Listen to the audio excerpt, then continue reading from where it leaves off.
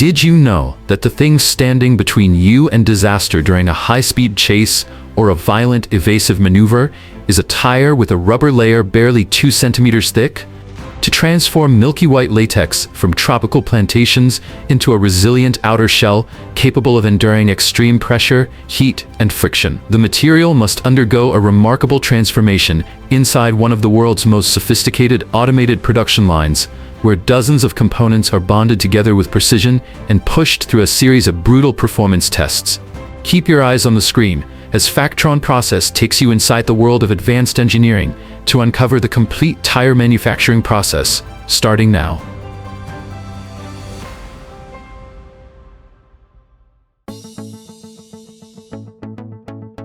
Beginning with crude wooden wheels wrapped in iron, once nicknamed bone shakers, the tire industry was completely transformed by Charles Goodyear's discovery of vulcanization.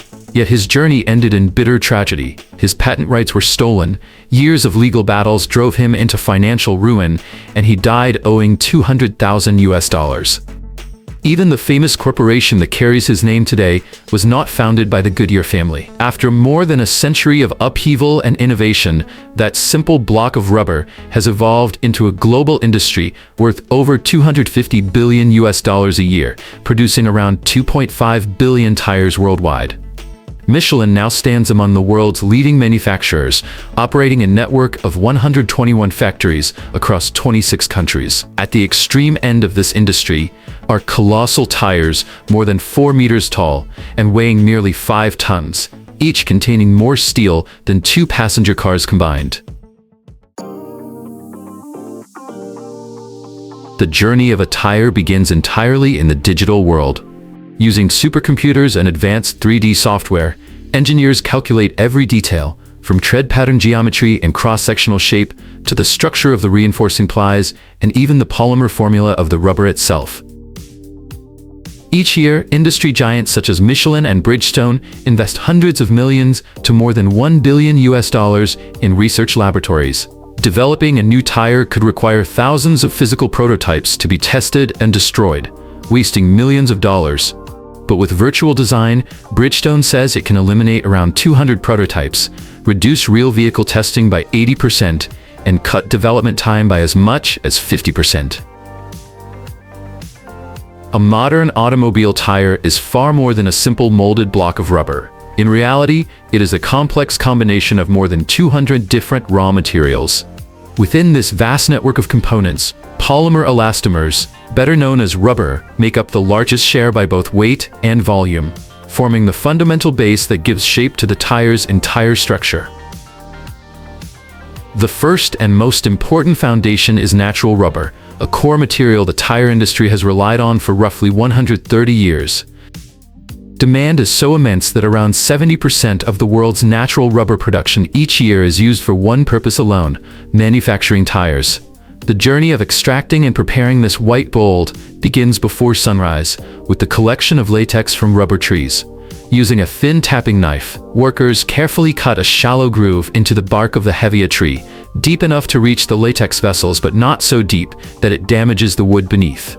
From that narrow cut, milky white latex slowly drips into small cups attached to the trunk, one drop at a time, quiet, steady, and almost rhythmic, like the hidden pulse of nature itself. Yet few would imagine that the future of the tire industry may lie in a delicate wildflower, the dandelion. Continental has successfully developed its Taraxacum tire, whose tread uses natural rubber extracted from the roots of Russian dandelions. This breakthrough radically changes the timeline. The plant can be harvested in just 1 year, compared with the 7 years required for conventional rubber trees. And it can be cultivated easily in temperate regions across Europe and North America. This could give major manufacturers a path toward greater control over their raw materials supply, while avoiding the failures of the past. In the early 20th century, South American leaf blight devastated Brazil's rubber plantations, forcing the global supply chain into a chaotic retreat. Natural rubber alone is not enough. To withstand extreme heat, constant friction, and heavy loads, tires also require synthetic rubber made from monomers derived from petroleum and natural gas. In many modern passenger car tires, this material can account for more than 60% of the total elastomer content, improving durability and maintaining performance over tens of thousands of kilometers. Carbon black, silica, sulfur, textile fibers, and brass-coated steel wire are also delivered to the factory, forming the tire's reinforcing armor. Before entering storage, every material must pass as many as 20,000 quality tests each month. Only approved batches, identified and tracked by barcode, are allowed to move into the mixing stage.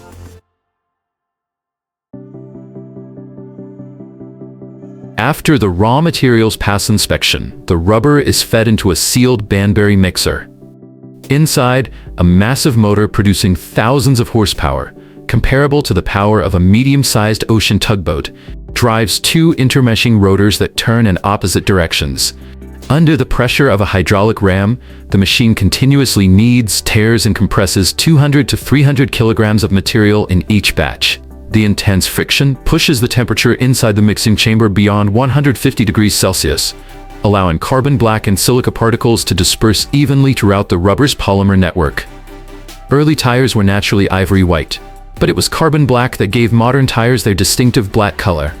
Within just a few minutes, the loose ingredients are transformed into a flexible, uniform black rubber compound. A tire is never manufactured as a single molded piece. At its core, it is built from 8 main components: the tread, sidewall, inner liner, body ply, steel belt, bead, apex, and chamfer. The process begins with screw extrusion, used to produce the tread, sidewall, and inner liner. Thick rubber compound is fed into a massive extruder that can stretch up to 50 meters in length. Inside, a rotating screw system heats the rubber to around 100 degrees Celsius, making it soft and easy to shape before forcing it through specially designed dies. Immediately afterward, automated rollers apply parallel colored stripes and identification numbers to the surface. These markings act as visual codes, allowing robots to distinguish each rubber profile with precision. Next comes pressure calendaring, the process that creates the tire's load-bearing framework and prevents it from bursting under high internal pressure. 2 different material streams are involved. To produce the inner body ply, a massive creel system holds hundreds of spools of high-strength synthetic fibers, such as polyester and nylon. These bobbins rotate continuously, feeding the cords in straight parallel lines into the calender. Large heated steel rollers press soft rubber firmly onto both sides of the textile layer. A similar process is used to manufacture the steel belt.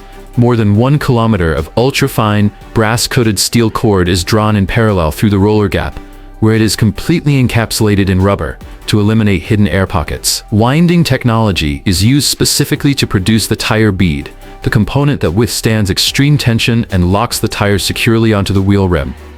A dedicated winding machine twists high-strength steel wires into closed circular rings, then covers them with a protective layer of rubber to create the final shape.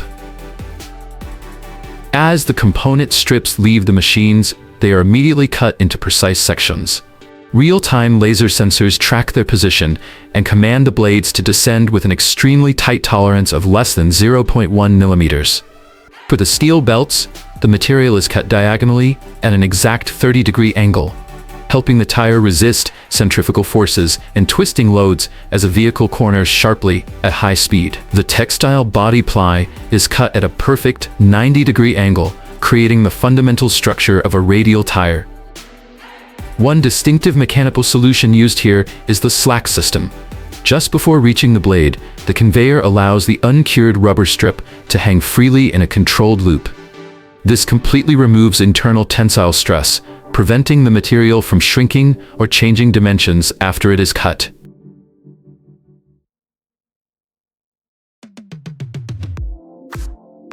More than a century ago, tire assembly was a grueling manual task, producing only about 5 to 8 tires per shift. Today, the automated tire building machine, or TBM, has transformed this stage into a display of mechanical precision measured down to the millimeter. 8 semi-finished components are brought together at remarkable speed through 2 main stages. The process begins on a large rotating metal drum. The machine first applies the inner liner, forming the tire's innermost air-retaining layer. Next, the body ply is laid over the drum, and two bead rings are positioned along its edges. The ends of the ply are then folded back around the beads, locking the load-bearing structure firmly into place. Finally, the sidewalls are applied on both sides, completing the tire's basic carcass. On a secondary drum beside it, the steel belts and flat tread have already been layered together. A burst of high-pressure compressed air is then forced into the tire carcass, causing the soft rubber structure to expand like a giant donut and press firmly against the outer belt and tread package. Immediately afterward, servo-controlled rollers sweep forcefully from the center toward both edges with an accuracy of less than 0.1 millimeters, eliminating every trapped air pocket between the layers. At the end of the assembly cycle, the factory produces what is known as a green tire. Its shape already resembles a finished tire, but the material is still soft, sticky, uncured rubber, and the surface remains completely smooth, without any tread pattern. Thanks to high-speed automation, a complete green tire can now be built in only about 38 seconds, allowing a continuously operating production line to manufacture nearly 2,000 tires per day. Before leaving the conveyor, a heat-resistant RFID chip is permanently embedded in the sidewall. This technology enables full lifecycle tracking, verifies the tire's origin, and helps prevent dishonest dealers from erasing or altering the DOT production date code to return old inventory to the market. This is the moment when the green tire is truly transformed into a finished tire. A robot loads the uncured tire into a massive steel mold engraved with the negative patterns of the tread grooves and raised lettering. As the two halves of the mold close like a giant waffle press, a central bladder is inflated with saturated steam and high-pressure nitrogen at between 15 and 24 bar. This immense pressure forces the raw rubber deep into every intricate recess of the mold. Under continuous heat ranging from 160 to 180 degrees Celsius for 8 to 15 minutes, sulfur triggers a chemical reaction that creates strong crosslinks between the polymer chains. When the metal mold finally opens, the soft, sticky rubber has been transformed into a highly durable, heat-resistant elastic structure, now carrying sharply defined tread grooves and fully formed raised markings. Yet, even though vulcanization creates an exceptionally tough and flexible structure, it still cannot overcome the physical limits of extreme speed. Imagine paying $42,000 for a set of tires that can survive for only 15 minutes. That is the life or death limit faced by the Bugatti Veyron when it runs continuously at more than 400 kilometers per hour. At such terrifying speed, brutal friction generates enormous heat, and if even a single belt layer loses stability, the entire tire can tear itself apart in an instant. But Michelin's engineers had already calculated the risk. At that speed, the W16 engine can drain the car's 100-liter fuel tank in just 12 minutes. The vehicle will stop from lack of fuel before the tires have time to reach their destructive limit.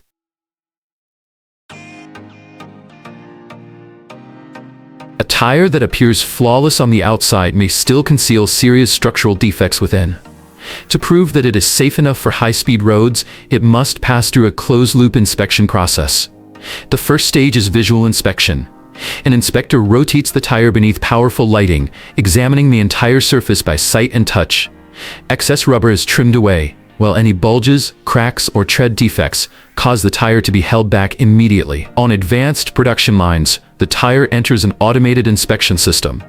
Shearography uses a mild vacuum and laser imaging to detect trapped air, internal separation, or hidden bonding defects. X-ray machines then examine the position of the steel belts, carcass, and beads, ensuring that none of the reinforcing layers are misaligned or folded. A dynamic balancing machine spins the tire at 200 to 400 revolutions per minute to eliminate the risk of steering wheel vibration at high speed. The Ford Explorer Firestone scandal killed 238 people and forced the recall of 14.4 million tires, leading to much stricter safety standards. After passing every quality inspection, the tire enters its final finishing stage. An automated scanner verifies the production code, while the label records its size, load index, speed rating, batch number, and manufacturing date. Barcodes or RFID chips can trace the tire's entire journey, from raw materials to final inspection, allowing manufacturers to identify any affected batch quickly. Finally, the tires are wrapped, stacked on pallets, and stored under controlled conditions before being shipped to automobile manufacturers, assembly plants, and dealerships around the world.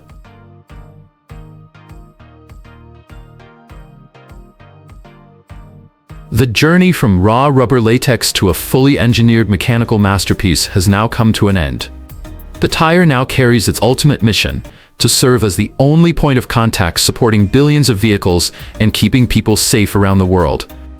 But once those tread patterns wear away after tens of thousands of miles, where will millions of discarded tires go? Can recycling technology transform them and bring them back to life once again? Find out in the next video.